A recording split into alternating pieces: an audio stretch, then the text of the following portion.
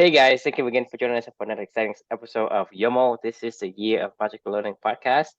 So today we're on a brand new book, and again, this is Reflection 285. And I guess this is like, I don't know if it's a book, but it's like a collection of stories, Yeah, it's a maybe. book. I mean, it's a book. It's a book? Okay. Yeah, we're doing speed YOML today, by the way. So I don't want to do that, but we got to do it. So this book is called 10 Stories, The 10 Stories Great Leaders Tell by the author Paul Smith. It's a collection of just like 10 stories that great leaders tell. I mean, that's it, right? Like it's story one, story two, story three, but it's in a book format, right? But it's like a list Collection of stories. a collection of stories. Yeah. So the 10 great stories leaders tell explores the journey behind the success and breaks down not just the importance of your company's story, but how crafty and compelling ones of your own last, right? So I'm not going to go through the stories, like the 10 stories. It's not really relevant to this whole thing, but the reflection of this one is a desk is a dangerous place from which to view the world. So keep that in your mind for a second. So before I wrote this reflection, started this off saying I couldn't sleep at all last night. This is fun reading this reflection today because it took me back to a different time. I was tossing and turning all night long, thoughts and visions in my head for the upcoming day.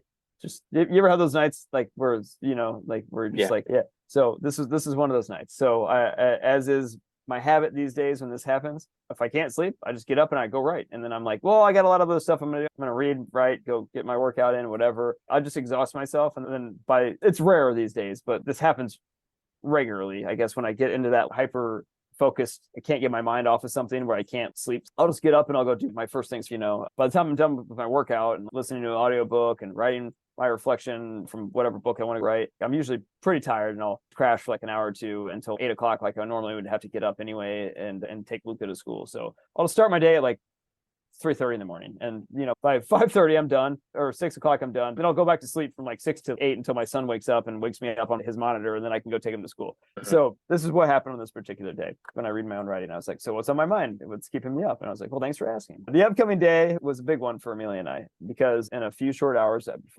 as I wrote this reflection, I was introducing myself to my new team, the team that I've been managing for the past year now at the company that I left and I started this job. And my mind was racing. Like I knew exactly what I wanted to say. You and I had been working on this stuff for years and years. Meeting 8 new people can always be daunting, but I wasn't nervous about meeting them. I was excited. I wanted to do what you and I had been working on for so hard and so long, and so many conversations, so many hours, so many books that has gone into all this stuff, right? And I was so excited about like, okay, I can't wait to have this be like day one where we get to start their core values quest. It wasn't pure clubbity, but it was clubbity light, right? And I was excited to be able to start that journey with them. And they were all brand new hires. Like I hired a brand new team. I was brand new to this role for the most part. Like we all were brand new. I was setting the tone of what we were going to do. And my head was just spinning of like, how am I going to do that? What's that going to look like? What am I going to say? I wrote down, many different things, and I came up with different outlines, and I came up with so many different ways that I wanted to present all this information and try to find a way to not make it sound like their new boss was fucking crazy, right? I was just like pure adrenaline, like excitement to be able to go live our purpose, like what we care about, like live our mission, like the Club Any mission, and to bring it to life and to do it with these people. And I didn't take this job for no reason at all. I took this job for a very clear purpose. I didn't care about getting promoted. I didn't care about achieving goals or moving up the corporate ladder or whatever other bullshit. I didn't care about even compensation. I cared about the opportunity to help these people to find meaningful work and meaningful relationships, and to be able to set the stage from day one with a brand new set of people coming into a brand new role, to be able to build the culture that we want to try to create for the club and ecosystem and this job. All of the work that you and I have put into this, all of the stuff that I've learned from Amelia, all the stuff that I've done with Amelia, like this was all leading up to this day. And it was a really big day. I wanted to see if this was possible in the real world or not. We had tried the core values quest to varying degrees of success, but we realized that wasn't the full solution, right? We'd kind of been dormant for a while, about 3-4 months just in this mode, podcast, doing what we're doing. Right. We didn't really know what our next steps were going to be with this whole project. This kind of presented itself. And I remember telling you how excited I was. Like, we can do this. We can make Club Any Light. Let's see what it looks like in the real world. I know this isn't the pure world that we want to get to, but let's see what happens. And let's see how we can make an impact. And a year later, I mean, I can definitely tell you it's definitely worked. And I've never been happier. I hate the fact that we're doing it in this corporate environment, because like there's so many complications that come from that. But like, but even in that world, it was hard to do, but we did it, and we've been doing it. We're still continuing to do it. So the reflection, one of the things that I heard in this 10 great stories of great leader, the 10 stories great leaders tell. There's this quote somebody said, I think it was one of the stories, was a desk is a dangerous place from which to view the world. And as it was like the day before, that I finished this book, and right before I was giving this presentation to them, and I'd planned it all out and I had it all drawn up in my head and I'd been visualizing it and all this stuff, right? This quote just hit me really hard. Like, you got to get in the world and mix it up, like we talked about this, about the mountains and valleys, right?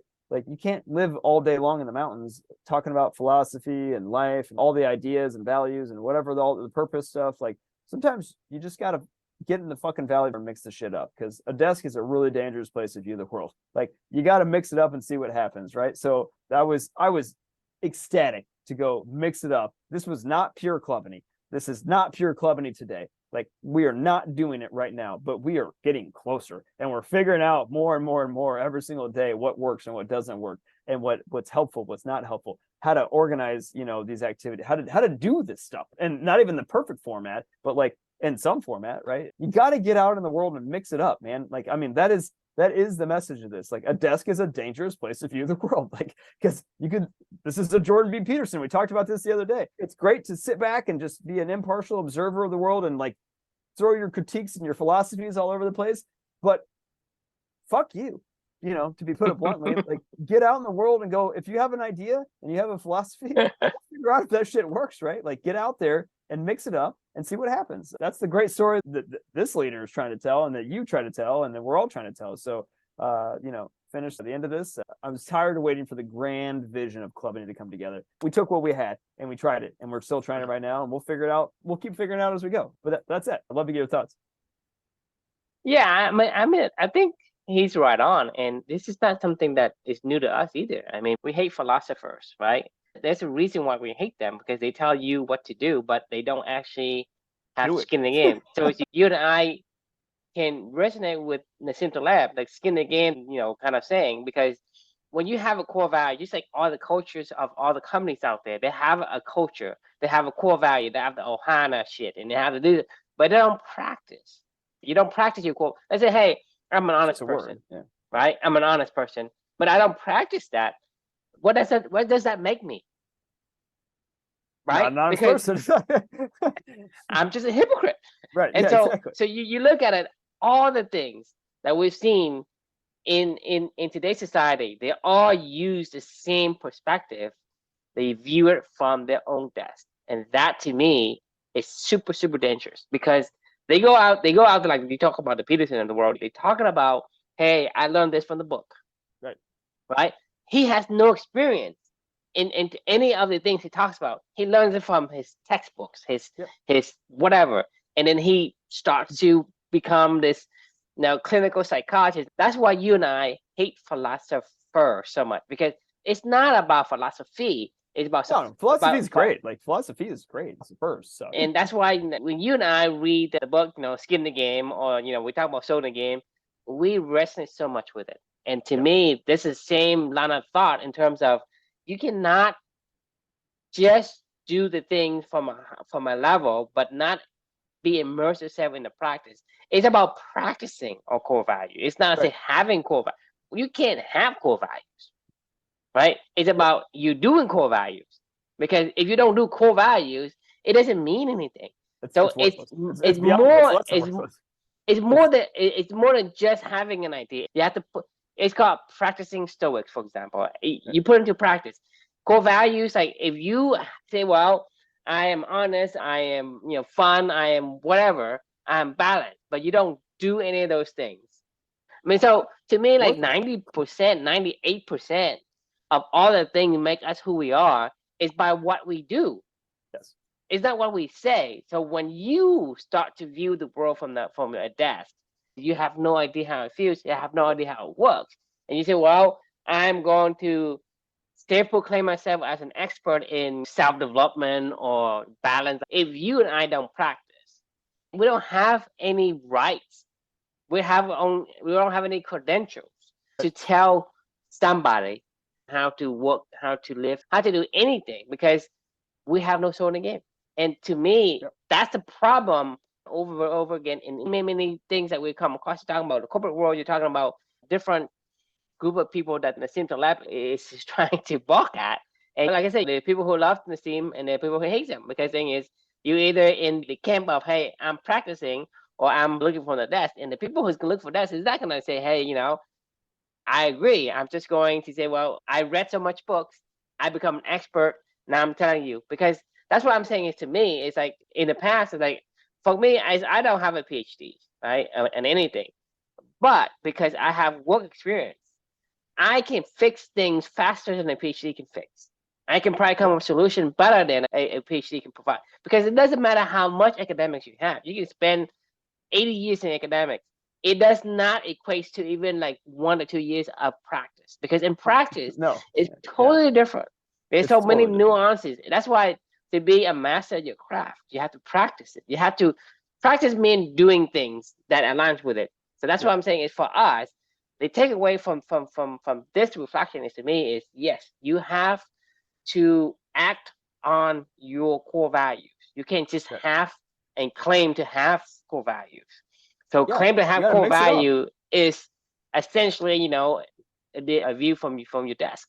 Yeah, I mean, it's exactly what it is. Like, you got to get out in the world and mix this shit up and see what. So it's not about just like, hey, I'm going to the mountains and go back in the valley once in a while. No, you gotta go to the valley and do. To me, most of the time should be spent in the valley. Well, I'm going to challenge that comment just a tiny second, because I think most people live in the valley. Almost everybody lives in the valley every single day. Very few people get out of the valley and think. I think that they should. Right, because I'm saying 100%, right? Because I'm just saying the hilarity of what you're talking about is 99% of our world is down in the valley floor every single day, but they never escape to the mountains. I'm saying escape to the mountains every day and then come back to the valley floor. Escape to the mountains, come back to the valley floor every day. You should do them both. Like, you shouldn't need to go to an ashram somewhere for 3 weeks to do a meditation. I'm sure you got some cool experiences and then you come back, but then you got to go in the real world and you're like, how do I apply this controlled environment setting into this, which is chaos? That's where the real learning starts to happen, is when you have to take an idea that you learned somewhere else in your mind and try to apply it back to the chaos of the valley floor. Most people never leave the chaos. Like, they never even go get an idea to come back to try out in the valley floor. Like, that's where philosophers do a good job, right? They get an idea, but then they never come back to the valley floor. You need to be in the valley floor every day, but you also need to be thinking every day too. So for me, it's both. Right, and I agree. It's not about like having a summation of, hey, there is a certain percent of time I'll be in the mountain and a certain time I'll be in the valley. It's about that yin and the yang, because the thing is, you have to talk to your elephant every day. And then, for example, it's about having gone to the mountain and down the valley every single day, but you spend 1 hour in the mountain and then 23 hours in the valley in practice. But you have to do that every day, not just, hey, I spent 1 year in the mountain and then 9 years in the valley. That doesn't work like that. And I agree with that assessment. I mean, completely, because that's how you practice and because not only that you have to go to the mountain, but the other thing that comes into play is you have to communicate how does the mountain and valley interact. Reminds me of, the rider and elephant. In some interval, be the rider and say, hey, I can take all these things in and I can maybe formulate something new, and I'm going to communicate to the elephant and ask the elephant to go and do the thing, but then get out of my own way so that the elephant can perform the work that you dream up with. That, to me, that's a yin and the yang. You cannot separate the two, and you cannot continue to say, well, I'm going to spend a year in the mountain and I do all that, and then suddenly I come down and I leave. Because the thing is, there's always these cycles of adjustments you have to make for you to continue to be a master at your own craft. Because having the feedback is part of the system. It's part of the yin and the yang. So you can't just separate the yin and the yang from itself. Right. So to me, what you say, I 100% agree, and that I think is worth noting and it worth be aware of what you do. So you can't really isolate yourself from one part of the other. You have to say, hey, it goes together, and it's basically the cycles of what you do on every day. But without having those two, You can't have one or the other, because Right. like let's say you practice something, right? But you don't think about what you practice. You can practice the wrong thing, right? And then you think about it and you don't practice, then what good does it do? What good does it do? It's pointless. This is what I just And- did for the past month with my month of tennis. I thought a lot about how do you hit a good backhand slice. I researched it. I watched videos. I spent time at my desk watching Roger Federer hit backhand slices. He's like the master of backhand slices, right? I watched coaches give YouTube videos. Obviously, I know how to hit a backhand slice my whole life, but I was like, but I really need to understand how to hit a backhand. but the elephant doesn't know. But my elephant doesn't know, right? So actually, it's like I talk about valley floor stuff. For the first 15 days of that challenge, I hit a different backhand slice because I thought that was what I was supposed to do, because I'm listening to interpretations of other people and I'm like, this is what I'm supposed to do. Eventually, I just said, fuck it. I'm going to let my body just do what I feel like it should do to hit this ball the way that I want to hit it. And all of a sudden, it was like 1 out of 5 shots, I would hit this perfect shot. And I was like, whoa, what did I just do? Like, and this is no joke. Like, it took me until almost the end of the month of doing this, almost all month long, before I was like, the first initial pass of what I tried to do, it's not even close to that shot anymore. And I'm like, oh, now I can totally feel it. I can see it. I can feel it. It's 1000% different shot. And then it gets even better. Like when you're down in the valley floor and then you go back and you think about it. Because I wrote every single morning about 366 days of tennis, because that was what I was doing. I used my little daily reflection time for that, and I was writing about the stuff. And I was like, you know what?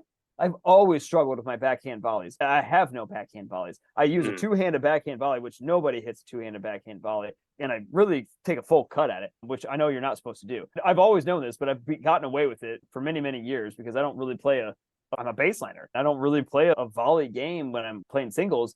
And doubles, I can get away with it because I'm already at the net and I can, I actually learned how to hit a really powerful two-handed backhand, full cut, very quick-handed delivery. Like when people are like, how do you do that? And I'm like, I don't know how to hit a real backhand. So I just have developed this shot. And people were like, that's insane. And I'm like, yeah, I know it is. How I've adapted to be able to hit a bad shot and turn it into something good. But if I learned how to hit a backhand slice this way, I was like, why can't my backhand volley be like that? So I was like, well, what if I just try to hit my backhand volleys like that? So I just set up my little ball machine to hit me backhand volleys, and I started hitting it the same way I was hitting my backhand slices from the baseline. And I was like, oh my God. I was like, I have like really good control and really good power on this. And I can direct it where I want to direct it. And I was like, son of a fucking bitch. I was like, my whole life, everybody always said, you just got to push the ball. Just go forward, go forward, go forward. And I'm like, how do you go forward when my hand is kind of like this? I'm like, when I go forward, it's like the racket is tilted this way a little bit. I would always pop the ball up. So that's why I started hitting two hands, because I would come over the top to get it to come back down. That was why I did this. But then I started hitting my backhand slices and I learned how to cut the ball at this angle going this way, not this way. And I was like, holy shit. I was like, what the fuck?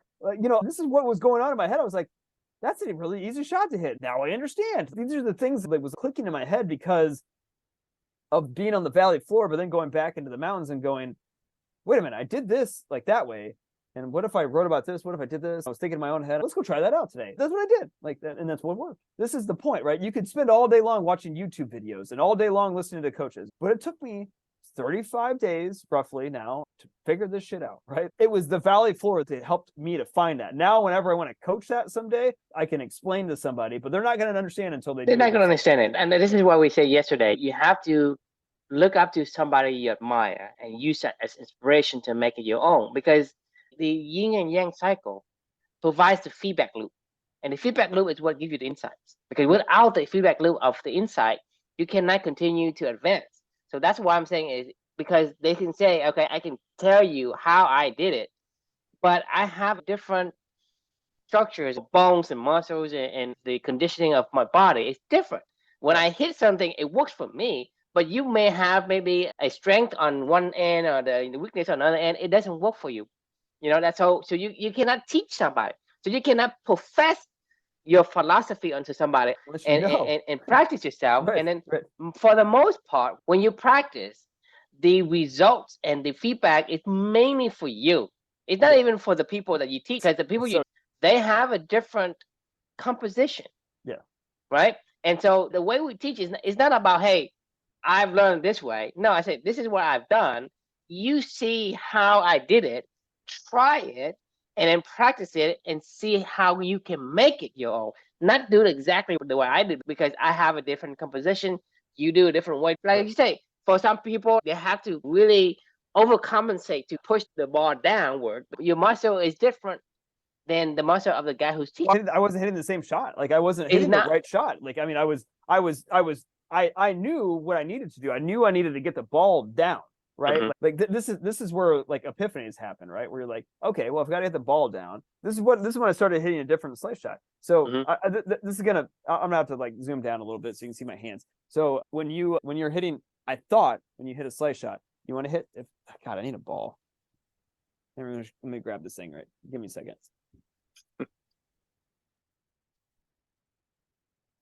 This isn't a ball, but it's a pumpkin. All right, let's just pretend this is a tennis ball. Like when you want to slice, you want to hit the back of the ball back here, right?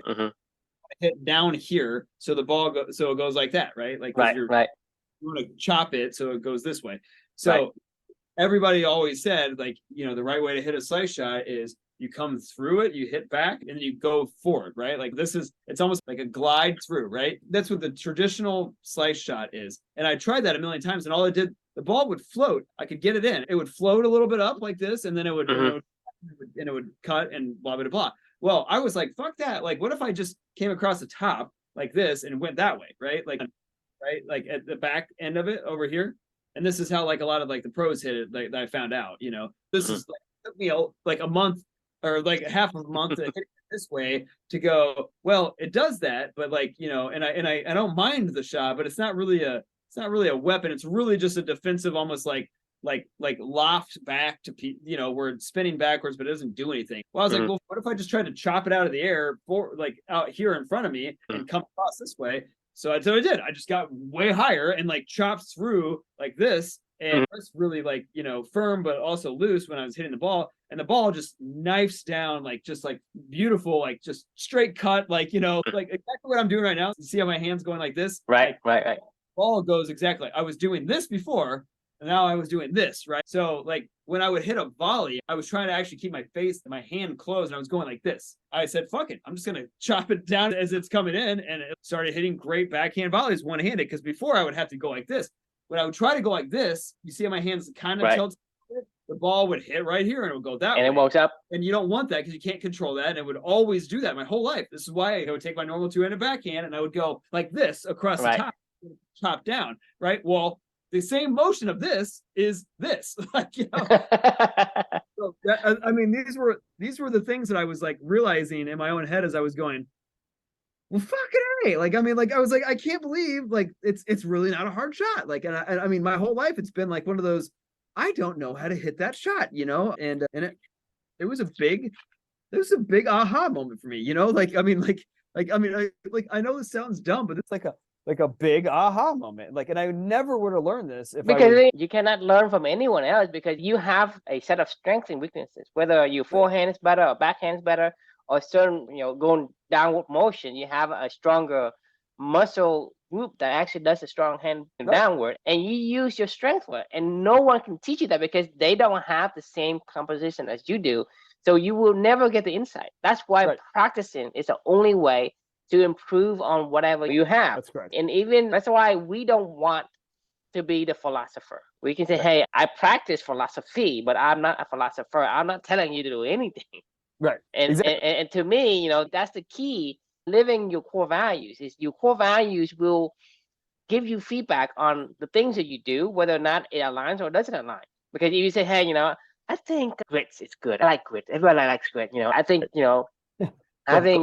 having a hustling personality is good, blah, blah, blah, right? And it sounds good, but when you practice it, it's like, it's awful because you have no energy. Everything is not aligned with it, right? Depleted, it sucks. It sucks because you think about it. Hey, a person like me say, hey, maybe I should be a little bit more charming and a little more suave and have this personality of having, very, but it doesn't fit my personality. I want to get into trouble because I have no fun trying to be all nice and mannered and so the same thing is I can't take something and then I put it in practice. But if I don't put it in practice, there's no feedback loop to hey, no one knows it until you start to put it into practice.